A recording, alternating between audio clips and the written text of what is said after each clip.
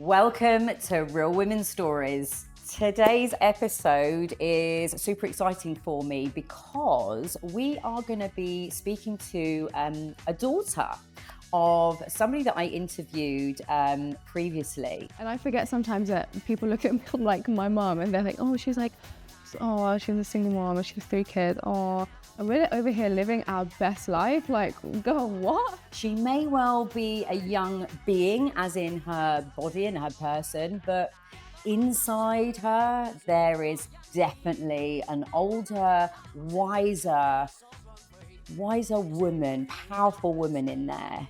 It's not to say don't say sorry if you're a parent who has gone through a lot with their kid. It's nice as a child to hear it sometimes, like, oh, by the way, this wasn't the plan. Like, it didn't, just because I think sometimes we get too headstrong and just keep moving, but also it's nice to hear it, like, oh, by the way, like, I didn't mean for this to all play out how it was, and there was never the intention of you getting hurt in between it.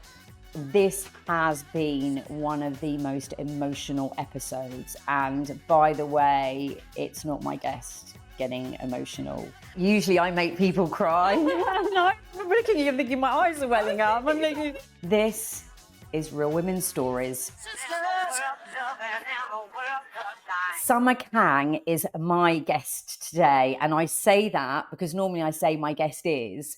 However, this lady, Summer Kang, you are going to remember her name forever after you've listened to this episode. I interviewed her mum, Mina, recently on the podcast, and Mina and I got talking about her work that she does, and she alluded to the fact that she actually works with her daughter. I mean, fancy that, working with your daughter.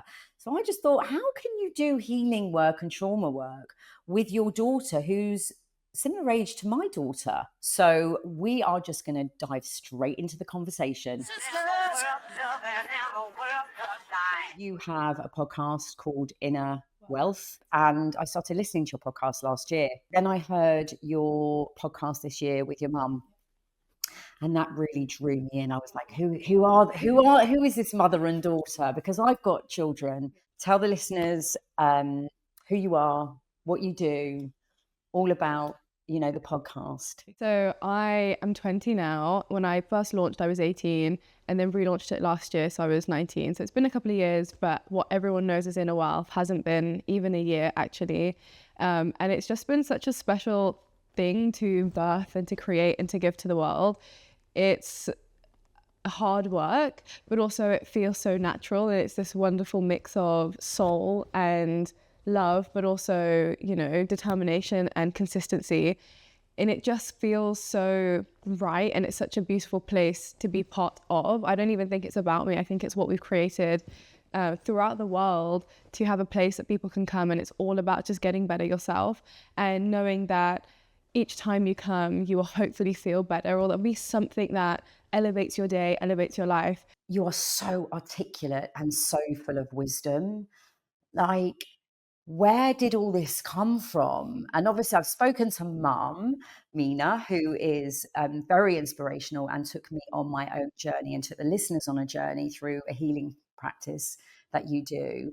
So tell me where this all came from. How did it begin? It was never not there, if that makes sense. Like, I just remember it always being a part of me. And I think that was just that curiosity that every child has.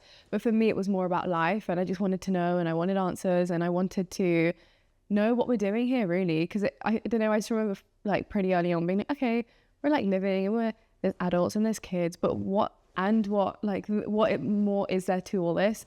So it just started out of like pure curiosity.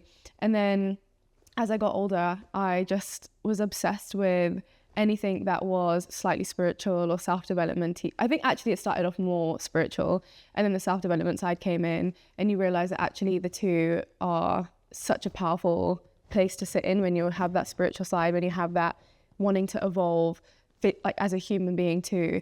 And so it just, from what I remember, was always there, but it just got more and more the more that I fell into this way of life, and the more that questions were answered, there would be more questions about life and more to learn. And I realized, oh my gosh, I'm never going to know everything. But it never overwhelmed me. It was just a wonderful place to be at, where there was so much to learn and so much to gain out of life. So yeah, to answer the question, it didn't happen like overnight or in like this one moment, but it was definitely enhanced through situations that I went through in my life that were hard and that were challenging. And I was like, there has to be another way to like feel better about what's happening. So that definitely made that, it exacerbated the need to learn and grow, but it was always there. How do other people, like, how do you sit in your environment? Like, give me an idea of your friendships, and are you at uni, at college? What are you doing? Full-time working. You're doing this. Full-time working. Yeah. So I did struggle sometimes in school connecting to people, and I've always got on with adults better. Like talking with you, I love it. It's because there's a deeper, you've gone through life, you have experiences, so you understand where I'm coming from. So there was definitely times where you struggle. And in terms of friendships now, I think it's about being around people who they don't have to be exactly like you. And for a while I thought they had to be, like, also people who wanted to meditate or also spiritual or into self-improvement. But I realized actually they don't have to be exactly like you. You can have friends who are older and or friends who are the same age and they're on their own path, or they might be at uni and they still also can add value to your life from them just being where they are in their journey. So it's important to have people who just let you be you. And if you don't feel like you can have those kind of conversations at any point and just talk how you talk about life, then maybe they're not the right people. So there is situations and moments where, it's not the time to start talking about the things I like talking about. But the closest people around you will also be similar to that. And it's okay if it just takes time to kind of find your group and people who also want to have the same conversations and interests as you. But I think it's understanding that they don't have to be exactly how you think. Because I went through that phase too. Like, different people in your life will have and hold different valuable things about their characteristics and who they are. Everyone offers something different to you and to your life. And I think you've kind of worked that out very quickly. Yeah, you have to, because otherwise you very quickly will become isolated. And I often speak about my time that has been in solitude, because I would not be the person that I am had I not spent an immense amount of time during my teenagehood alone. And that time allowed me to reflect, it allowed me to grow and to apply everything that I was learning and reading. So actually, it's okay to be alone too, to know who you are, because you can go out into groups and just become an imprint of everybody else, their thoughts, their beliefs of the world, who they want to be. And you're not even who you are, you're just a shell really of the people and world that you've been around. So actually spending time with yourself and cultivating a strong relationship with self first is so important, because then you're so secure in who you are that you're allowed to have different friends. You allow yourself to be in environments who, with people, like you said, you might have a drink with one friend, or you might go out with one friend, or just a friend that really makes you feel seen. But in order to value that and to see that, you have to understand you first. And it was in that understanding of me and becoming my own best friend first that I then realized, oh my gosh, actually I can have friends that I just go out with a bit more, or they're my like concert friend, or they're my, so yeah, definitely I agree with what you're saying. They don't have to be a one friend that you do. It fits one size fits all, like, you're kind of everything, because I think that can be quite intense, can't it? What would you say to a mum who's worried about their daughter and or even son or child? What would you say? Because this society, growing up as parents, we get really worried, but we also can't control our kids, because if we try and control them, they're just going to kind of run the other way. And that's what I found. I found that I had to let my kids be who they are, but at the same time, you're intensely worried about them making the wrong decisions and hanging out with the wrong people. What are they doing? Why haven't they called me? Why have they turned my friends off? So I don't know where they are anymore, because apparently that's suffocating. You being obviously having this wisdom, what would you say to a parent who is worried about their child growing up in this world, in this society, who is anywhere between the ages of like 18 and 21, 22? If you can, it's about trusting your child. The more you pressure them, try and squeeze them into doing and living the life you want them to, the more they're going to rebel from that. Whereas if you can befriend them, which sometimes means putting on a brave face when they're telling you about what they did yesterday that you don't really want them to be doing, and then maybe later in a conversation guiding, like, that's okay to experiment things, but just doing it safely. the more you lecture somebody, no one ever wants to be lectured, ever. And I really, really stand by, even as a young children, you don't do what your parents say, you do what they do.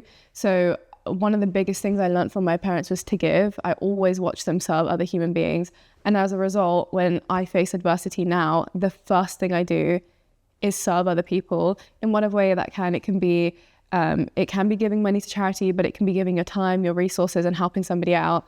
And so when you see that being done, that's all you know to do. So if your kids are younger, definitely, I know it was about older kids, we'll get back to that, but if you can, just befriending them, not even to like try and manipulate them, but genuinely being a friend. Because when you have children, I think sometimes people think too much that this is my child and I can kind of control what their life looks like. But when you have a child, it's with the acceptance that you're just the portal for them to come into life. They are their own being in the same way that you're now an adult and you're your own being, they are too.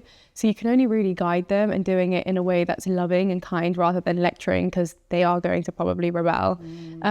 I'd love to know about the work that you do with your mum, because obviously your mum's given me, and I'm not going to say your mum, Mina. So Mina spoke about the fact that you go into businesses and you go into corporates.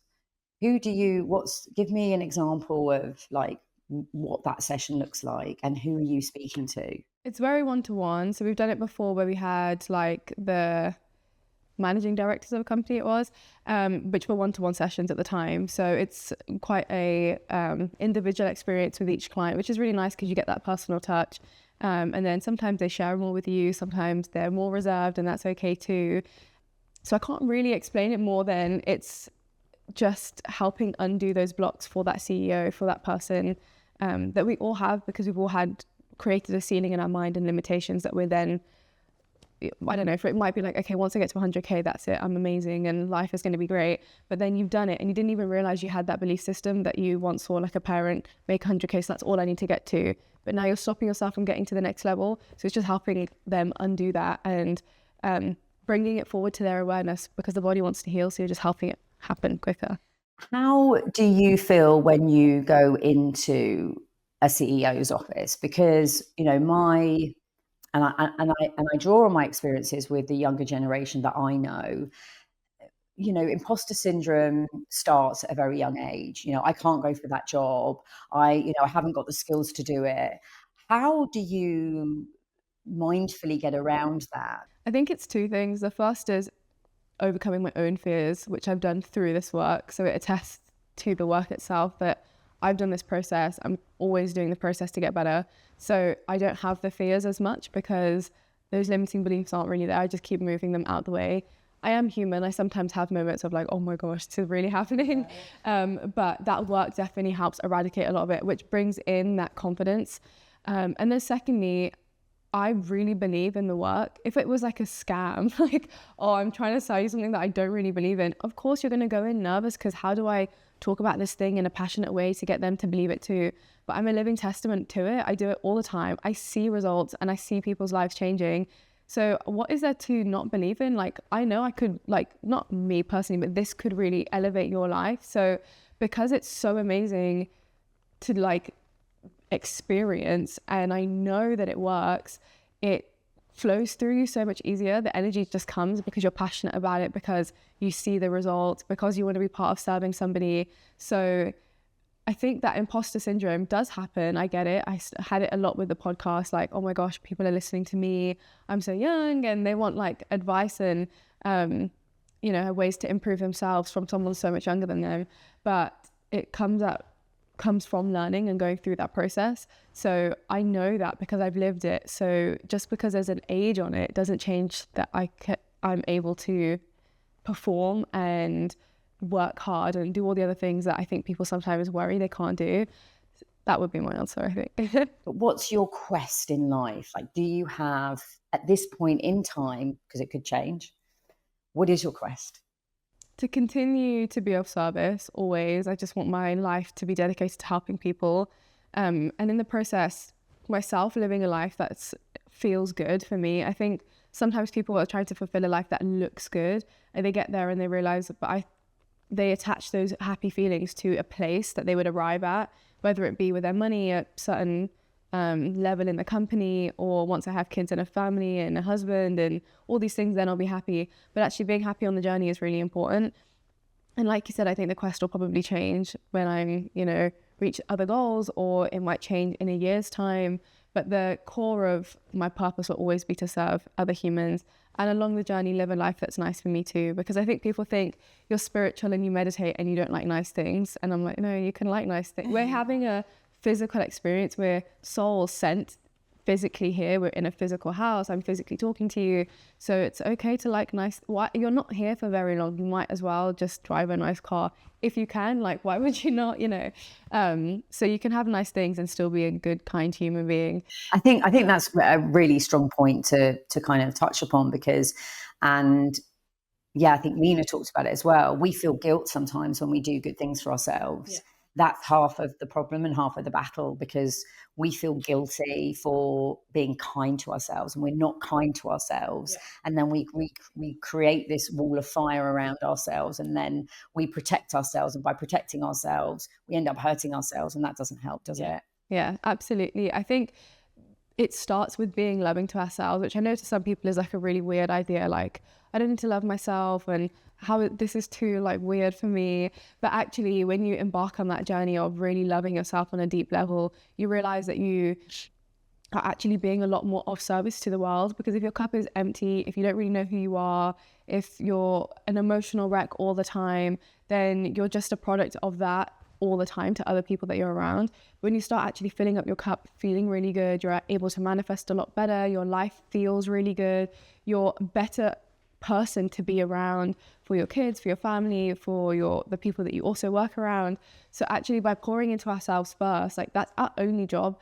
It's no one else's responsibility to make me feel good. I can't say, when I get a husband, I'll be happy, and then if I'm not happy, it's because he didn't make me happy. No, it's my job. He can add to that, but it's not anyone else's responsibility around you for you to be full. It's your job. So take that in stride and look after yourself properly, because no one else can do it for you. So it's not a burden. We shouldn't feel guilty. It's not about being selfish. It's about being your own self-advocate in life, to make yourself a whole being without the material things, without other people around us, without having to rely on our friends to make us feel good as a being first, and then you can spread that with everybody else. Every time you speak, I just get so like, wow. Talk to me about the podcast, because it's really impacted me when I listen to it, when I was commuting up into London, and the commute's quite overwhelming sometimes. You're never going to see, and I used to plug you into my ears and go, right now, this is the summertime. This is my Summer Kang time, and put my headphones in, and I'm just going to zone out and I'm going to listen to your beautiful voice. Okay, so the name Inner Wealth actually came from ChatGPT. Okay. It was actually when I was on a course for the podcast, and I can't even remember the word. It was like, give me names for a podcast that's about and there was like a whole list, and the only one that was like maybe okay was Inner Wealth. And first I just was like, oh, what? How bait? Like, it's so boring. Inner Wealth, okay. So I just like temporarily was like, yeah, I'll just put it on there for now. And then it just stuck, and I was like, no, hold on, Inner Wealth, like, this is what it is. Like, it's about becoming wealthy inside. It's what I talk about all the time. You can have everything materialistically, but if you have nothing internally, you have nothing. Like, this actually fits. So then it just stuck. Now I like adore it, and I think it's perfect for what it is. So that's where the name came from. But I honestly think that's what the podcast delivers. It's about helping you become so rich internally that you are not your worth isn't dependent on what you have fit externally, but also you're able to attract what you want externally because your vibration internally is so high. So it just like was this like very beautiful coming together. And about the actual podcast itself, it's just so special to be in and part of, and to see it growing is just the best feeling ever. When people are telling you, like I said, like, oh, you're changing my life. I'm like, oh my gosh, like. You changed mine. You took me out of stressful situations, and I had your calming voice of knowledge and wisdom, and the content. How do you find your content? Because it's really full of just so much. If you really listen to it, and that's what I would advise my listeners to do. Take yourself into a calm place, or if you're in a busy place where you need to calm yourself, just put your earphones in and just zone into what you're saying, because you can't just zone out. You could, because your voice is so lovely, but really listen to the content. Like, where do you find that content? It's just full of so much power, wisdom, and gold. Where do I find it? I feel like I don't find it. It finds me. Yeah. And it's when I'm in certain headspaces for sure, where like I just, for example, the episode that just went out this week was Hunt or Be Hunted. And it just came to me and I was like, it actually was like a little video I made to just put on Instagram. And I was like, no, this needs to be an episode. Like, I loved the idea. I wanted to write it for me, first of all. Like, I need this. So sometimes it's by what I'm going through, and actually, okay, I'm going through something right now and it feels really crap and it feels really heavy, but that is not constructive. So actually, if it was someone else, what would I tell them to do? And that's where the episode will come from. Sometimes it's just an idea, and it is like, I'm meant to be going to bed and all of a sudden I'm up till like 3 writing it. And then sometimes it feels like more of a drag. It was like an idea that I had and I'm like, okay. And then sometimes I come back to them. I'm like, okay, I haven't got what I need yet to make this the best thing that I can put out right now. So it just is this like amazing flow of stuff that, to answer your question, really is stuff that I've learned. It's just different perspectives that I keep pulling out. So like this week, I love using nature as an example. So there was one called My Conversation with the Stars, and using stars to teach us and space and the vastness of actually our problems are so small. And that was kind of like a personal episode. And then this one, Hunt or Be Hunted, was about being a lion or a gazelle and how we can choose either to be like a gazelle and we're fearful all the time, or that we can be like a lion and go and hunt the life that we desire. Because I think sometimes people get so sucked into spirituality and all of a sudden just become complacent and just think, I'll just sit here and I'll meditate and I'll get my dream life. But that's not what it's about. It's about using the powerful spiritual energy to drive our lives forward. And I'm, like I said, still love the self-improvement side. So for me, it's this mixture of both to really fast track a life that is much better as quickly as we can get there. So, and not that you'll ever arrive, because we're always arriving in every step, but to get to a place where life just keeps getting better with little things that we're learning and implementing. So I've been on this journey for like a good 10 years of just being absolutely fascinated by self-love, spirituality, self-improvement, all the little topics that we hear about all the time, and just went on this self-mastery journey. And now I bring the best of what I know to my podcast. You're delivering to the audience, and you definitely touched me. Summer, what are your plans now, like the here and now? It's not becoming too stuck, I think, and just being open to life. But in terms of the plan, I think it's just to continue on a path of serving other people and trusting life to keep unfolding as you start to walk on the way appears, which was said by Rumi. And I just love it. Like, I had no idea a few years ago that I would do a podcast. A year ago, I had no idea my podcast would be in the top 2% globally. And in a year's time, I'll probably be saying, oh my gosh, when I was sitting there with Lisa, I had no idea this was going to happen. So I think it's being open to life, but just being focused on the thing you're doing right now, which is just making the podcast as amazing as it can be. And as a result, hopefully as big as it can be. Yeah. I think I remember in the interview with your mum, you were talking about a vision of how you saw yourself being in this world.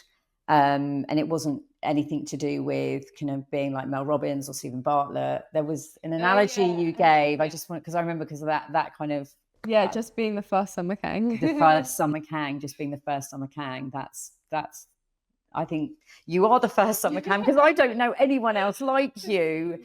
You're very individual, you're very unique, you're very special.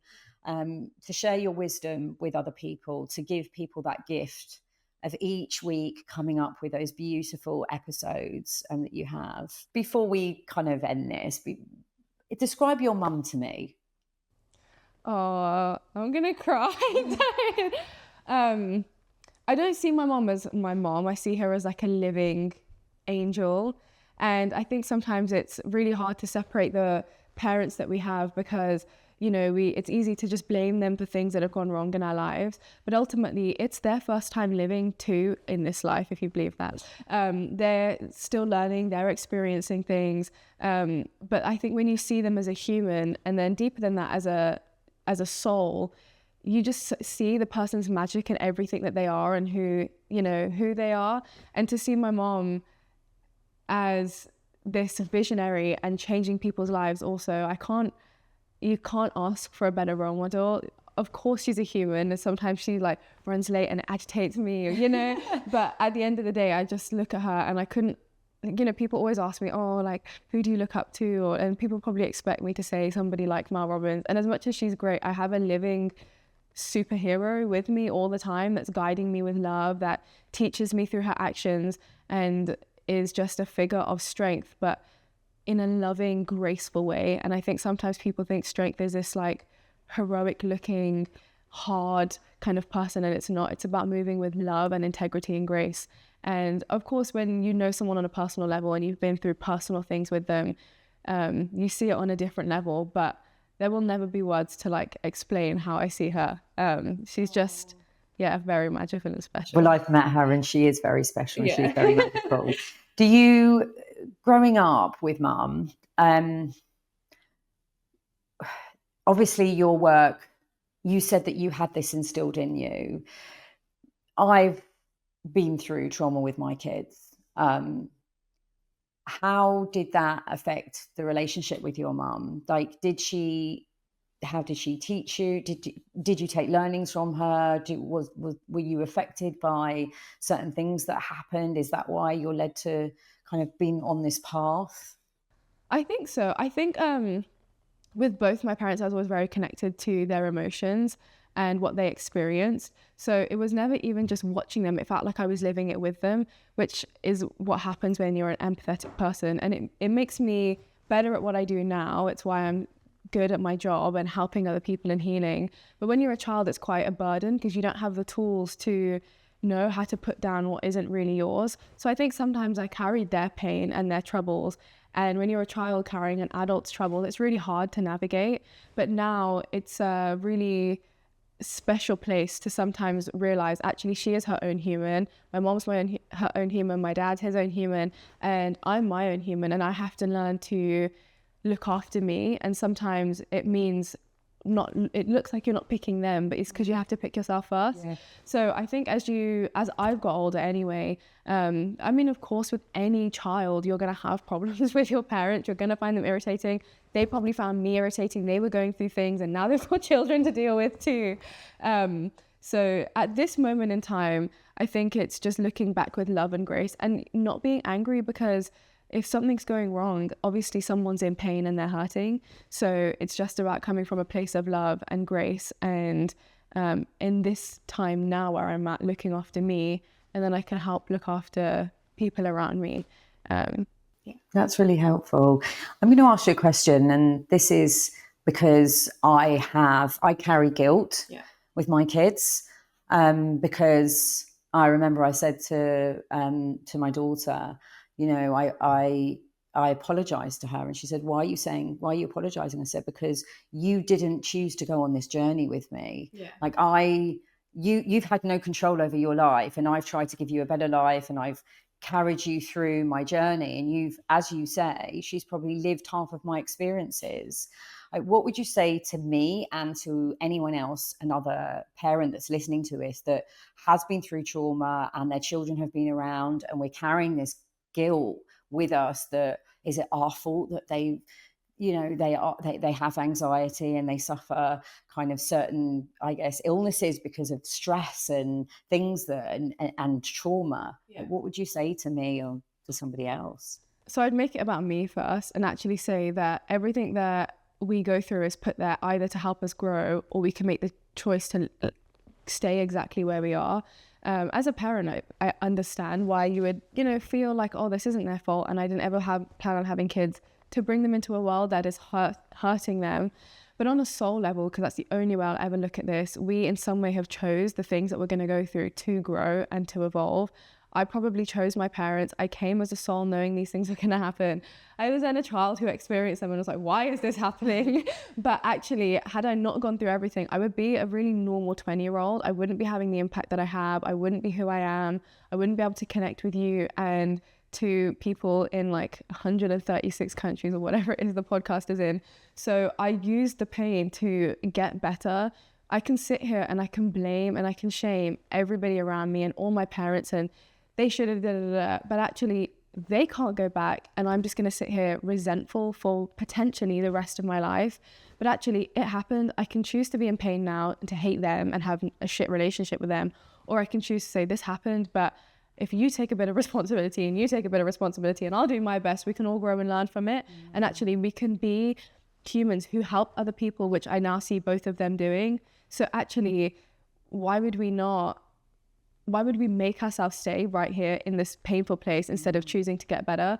So from the guilt perspective, I kind of understand, but I think you also have to, from where I would look at it, be like, okay, it's happened, but it can help them get better. And I know for some people that might be too spiritual looking. No, I think you're right, because I remember my mum, said to me, we went through a lot when I was a kid, and I said to my mum, don't be sorry for anything. Like, I'm almost grateful for this has happened, because I've learned so much from you. Yeah. So I'm learning from the mistakes that you made, the wrong choices you made, the situations that we've been in. And I'm going to make a choice not to live my life like that, to take the positives that you've given me, not the negatives. But I do feel that it does take a particular personality to do that, and strength. And I would just say that if there are parents that are listening to this and they do have younger adults as children, maybe they should get them to listen to this episode, so they can hear your wisdom and hear what you've said, and not say, I'm not taking responsibility and accountability for this, but hey, let's talk about this. Let's talk about the situations. Like I did, apologize to my child in a way that it's just putting it out there into the world that I didn't mean for all this to happen. Yeah, I think that's the best. Yeah, and then we can talk about it as a young adult and as a woman, like as friends, not as parents. That let's see how we can kind of move on in the world. What is it that we've all learned from this? Yeah. Like, don't push it underneath the carpet. Like, let's talk about this. Let's communicate.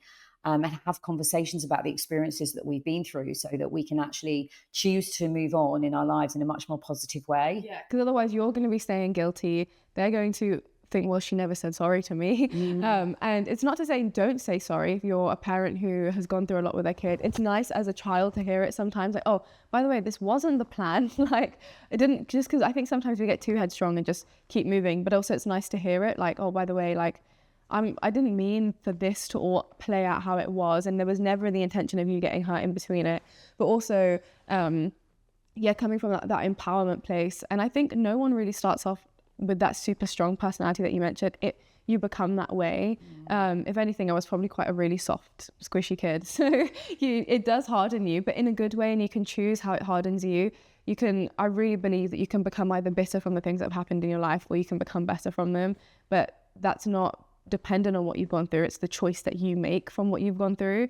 So, I mean, that's one of the biggest things that is the undertone in my podcast, to just keep getting you to a place that you feel empowered by what you've gone through, and take responsibility, but in a empowering way, rather than like, oh, I'm just going to have to be strong because loads of stuff happened and now it's my turn to deal with it. But actually be like, okay, no, this is helping me, and actually this adversity I can grow through, and sometimes things fall apart for them to fall better, and it's not always a setback, it's a setup. And when we just make these little tweaks in our perspective, our life does change, because life isn't easy. We all go through challenges, no matter how much money you have or how privileged you are. I lived a very perfect looking childhood, but on the inside it was very different. So you can just suffer in a different way to what looks like typical suffering, if that makes sense. So definitely having people around you that can be, for example, me, you don't know me physically maybe, but you can create that as those are the people you go to mentally to empower you, to make you feel stronger, to feel secure in who you are and what you've gone through. So just, listen to the right thing, I think and listen, when I say listen to the right things, not just listen to external people, let your mind listen to the right things internally, feed your mind success, because if you keep telling yourself negative things, you're holding yourself back 100%. Yeah, I think that's a huge one, because we do talk to ourselves very negatively, and we can either make a choice to step forward in that negative mindset or step forward in a positive mindset. It's like the left foot versus the right foot. Yeah. No. Is there anything that you would like to share that we have not covered? Because you are very insightful, you're full of wisdom. I think literally, as you said earlier, people get to a point in their lives and they think life is over, but it's not. Life can continue to just actually begin. And I forget sometimes that people look at me like my mom and they're like, oh, she's a single mom and she has 3 kids. Oh, and we're over here living our best life. Like, go, what? Like, we were in Asia for 5 weeks last year, and we forget sometimes people are like, you went with your kids all the way? And we were like, yeah, so like, we're just not fussed by it. You're not a victim to what has happened in your life. It can help you become better. So if you're in a situation or you think you're too old, you're not. And I know that sounds cliche, and I know people are thinking, oh, she's only 20, like it's fine. No, you're making the decision in any given moment for how the rest of your life keeps unfolding. You're not stuck. You are not a tree who has roots. You have feet, you can move. And that doesn't just mean physically move, like I can walk over there. It means mentally you can move headspaces. You can move to the other side of the world if you want to. And if you can't do that, you can move the place that you're currently in your head. Like, you don't have to be the same person tomorrow. You're not obligated to be. You can wake up and be who you want to be. So don't be scared. Literally, life is happening right now, and it's going to end so quickly. In 100 years, we aren't going to be here. Someone else will be living in this house. Like, you haven't got the time to just sit and not be who you are meant to be. And touching on the whole, like, being the first Summer Kang thing, it's you are the first you too. There isn't space to try and be somebody else.